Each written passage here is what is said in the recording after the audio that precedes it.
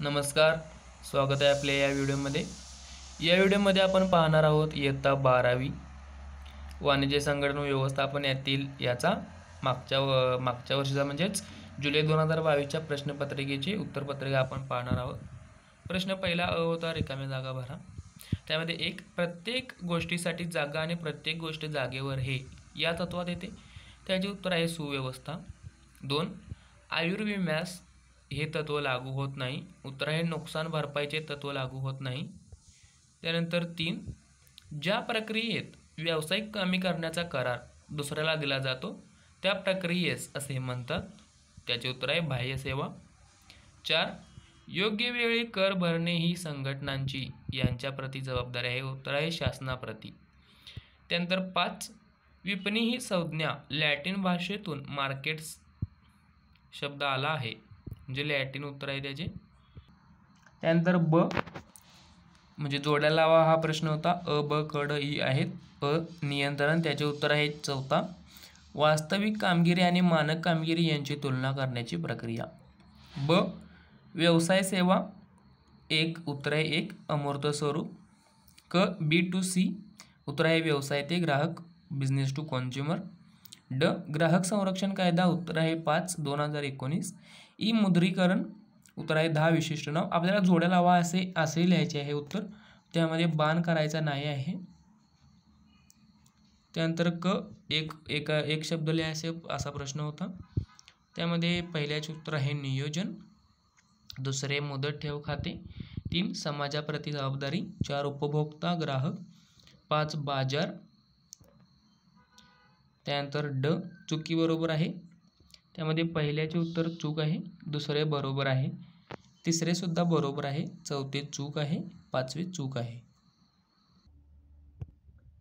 त्यानंतर प्रश्न दुसरा आहे, संज्ञा किंवा संकल्पना स्पष्ट करा. त्यामध्ये पहिले आहे ते एकीएस बळ, टीमवर्क. त्या संघभावना हेच एकीएस बळ. कोणतीही संघटना चालवणे ही एक सांघिक कृती आहे आणि मानवी संसाधने ही मौल्यवान संपत्ती आहे. जर सर्व कर्मचारी परस्पर विश्वासाने कार्य करत असतील तर अडचणींवर लगेच मात करता येते. एकीएस बळ हे हेनरी वेल यांच्या व्यवस्थापनाच्या 14 महत्त्वाच्या तत्वांमधील एक आहे. 2, संघटन, मनुष्यबळ, पैसा, साहित्य, यंत्रसामग्री व पद्धती, आवश्यक साधनसामग्री ओळखणे, एकत्र आणणे, त्याचे विभाजन करणे आणि संघटनेची उद्दिष्टे सांभाळ करण्यासाठी त्याची योग्य मांडणी करण्याचे कार्य संघटनामध्ये केले जाते. त्यानंतर आपल्याला जे पहिल्या पॅराग्राफमध्ये यामध्ये आपल्याला अर्थ लिहायचा असतो आणि दुसऱ्या पॅराग्राफमध्ये व्याख्या. मुनियारी रेले यांच्यामध्ये संघटना ही एक समान हेतू साध्य करण्यासाठी प्रत्येक मानवी सहयोगाचा प्रकार आहे. त्याचप्रमाणे बँकिंगचे सुद्धा तसेच, पहिल्यांदा अर्थ त्यानंतर व्याख्या. बँकिंगची अर्थ व्याख्या दिलेली आहे. संकल्पना स्पष्ट करण्यामध्ये 2 मार्क याला असतात, वरच्या अर्थाला 1 आणि व्याख्येला 1 असे त्याचे उत्तर लिहावे लागते. त्यानंतर मध्यवर्ती बँक, मी फक्त जेवढी त्यांनी सांगितले आहेत तेवढी ते लिहिलेले आहेत, ते आपण लिहू शकता. हे आपल्याला कार्य लिहिले नाही तरी सुद्धा चालते, परंतु पैकीच्या पैकी मार्क मिळवायचे असतील तर आपण लिहू शकता. जर म्हणजे आपल्याला तेवढंच लिहायचे असेल, परंतु ते आपल्याला असे पॉईंट, बुलेट पॉईंट ते असे हे करून लिहावे लागते, म्हणजे एकदम सुटसुटीत उत्तर लिहिले तर आपल्याला पैकीच्या पैकी मार्क मिळतात. त्यानंतर प्रश्न 3 आहे, घटना किंवा प्रसंग यावर आधारित खालील प्रश्नांची उत्तरे द्या. त्यामध्ये पहिला प्रश्न आहे, त्यातील अ, सौ हर्षाली यांचे कोणते खाते आहे? त्याचे उत्तर आहे चालू खाते आहे त्यांची. ब, चे उत्तर आहे सौ हर्षाली RTGS व NEFT किंवा मोबाईल बँकिंगद्वारे आधुनिक पद्धतीनुसार पैसे पाठवू शकतात. याची प्रश्नपत्रिका मी आपल्याला आधी पाठवलेली आहे, ती तुम्ही झेरॉक्स किंवा मोबाईलमध्ये तुम्ही हे करून साठवून ठेवले असेल. त्यानंतर क, सौ हर्षाली त्यांच्या बँक खात्यावर खात्याच्या भांडवलाची गरज भागवण्यासाठी अधिविकर्षी सवलत किंवा ओव्हरड्राफ्ट घेऊ शकतात. 2, रंगाचे उत्पादन करणाऱ्या कंपनीचा हा प्रश्न आहे. त्यामध्ये अ चे उत्तर आहे रंगाचे उत्पादन करणाऱ्या संस्थेने समाजाप्रती जबाबदारीकडे दुर्लक्ष केले आहे. ब, रंगाचे उत्पादन करणाऱ्या संस्था जल व वायू प्रदूषण निर्माण करतात. क. विषारी स्वरूपाच्या टाकाऊ पदार्थांवर प्रक्रिया करून त्यांची योग्य ती विल्हेवाट लावणे हा एक उपाय रंगाचे उत्पादन करणाऱ्या संस्थेने करावा. त्यानंतर 3. अ. श्री जगदीश यांनी केलेली खरेदी ही पारंपरिक आहे. ब. शांभवी यांनी केलेली खरेदी ही ऑनलाईन पद्धतीची आहे. क. ऑनलाईन पद्धतीने खरेदी करणे जास्त जोखमीचे आहे. या 3 आपल्याला कोणतेही 3 घटना प्रसंग दिलेले असतात, त्यापैकी आपल्याला 2 लिहावे लागतात. 2 आपल्याला जे येतात ते आपण 2 लिहावे. त्यानंतर प्रश्न 4 आहे, तो म्हणजे फरक स्पष्ट करा. यामध्ये 3 फरक आपल्याला लिहावे लागतात, म्हणजेच 3 प्रश्नांची उत्तरे लिहावी लागतात. त्यामध्ये आपल्याला प्रत्येक फरकाच्या प्रश्नाला 4 मार्क असतात. यामध्ये 4 पॉईंट तर लिहिणे आवश्यक असते. आपण 5 ते 6 पॉईंट लिहावे लागतात, म्हणजे आपल्याला पैकीच्या पैकी मार्क मिळतात. पहिला प्रश्न, जिल्हा आयोग आणि राष्ट्रीय आयोग याचा फरक. यामध्ये मी 6 पॉईंट लिहिले असतात. आपण 5 पॉईंट लिहावेत, जर परफेक्ट असतील तर 5 लिहावेत किंवा 6 लिहावेत, जेणेकरून आपल्याला 4 पैकी 4 मार्क प्रत्येक प्रश्नाला मिळतील. तर जिल्हा आयोग व राष्ट्रीय आयोग याचा फरक.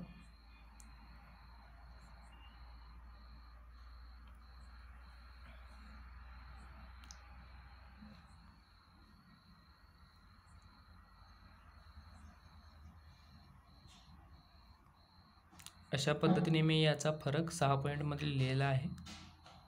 आपल्याला फरकाच्या पॉईंट म्हणजे फरक जो आपल्याला स्पष्ट करायचा असतो, म्हणजे आता इथे 2 फरक स्पष्ट करायचे आहेत. येथे जिल्हा, इथे राष्ट्रभर असते, इथे जिल्ह्यापुरते असते.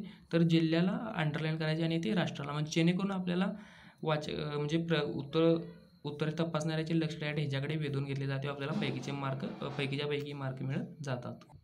त्यानंतर 2 बचत खाते आणि चालू खाते. यात सुद्धा तसेच आहे. यात मी 5 पॉईंट लिहिलेले आहेत. तुम्हीही 5 पॉईंट लिहू शकता.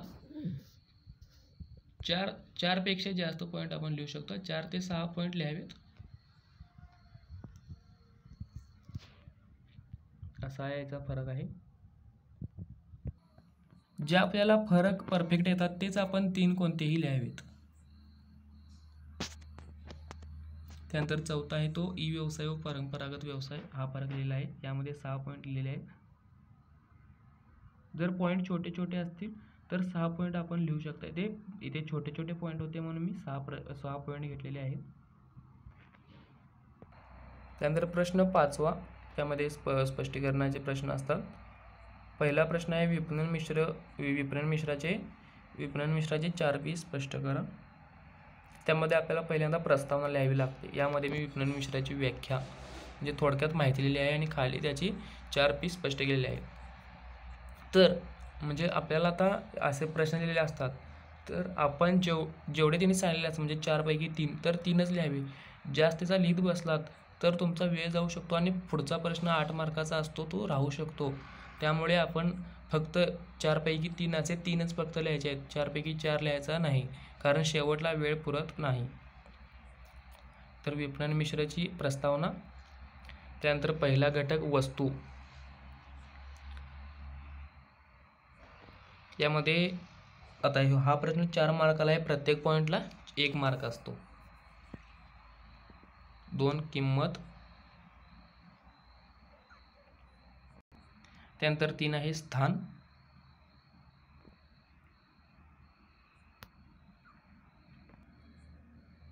आणि 4 संवर्धन किंवा विक्रय वृद्धी.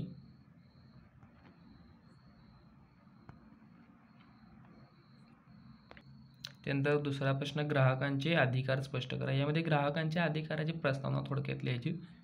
याला मार्क नसतात, परंतु आपण लिहिले की जरा आपल्याला पैकीच्या पैकी मार्क मिळू शकतात. तर ग्राहकांचे अधिकार स्पष्ट करायचे आहेत. त्यामध्ये 4 करावे लागतात. प्रत्येक पॉईंटला 1-1 मार्क असतो. आपण 5 ते 6 अधिकार स्पष्ट करायचे, जेणेकरून आपल्याला 4 पैकी 4 मार्क मिळतील. तर पहिला अधिकार आहे सुरक्षिततेचा अधिकार. यामध्ये आता एकूण 10 अधिकार आहेत. त्यापैकी आपण कोणतेही 5 ते 6 आपण अधिकार लिहू शकतो. असे बंधन नाही की आपण पहिले 4 लिहावे. तर पहिला अधिकार सुरक्षिततेचा अधिकार. दुसरा अधिकार आहे तो माहितीचा अधिकार.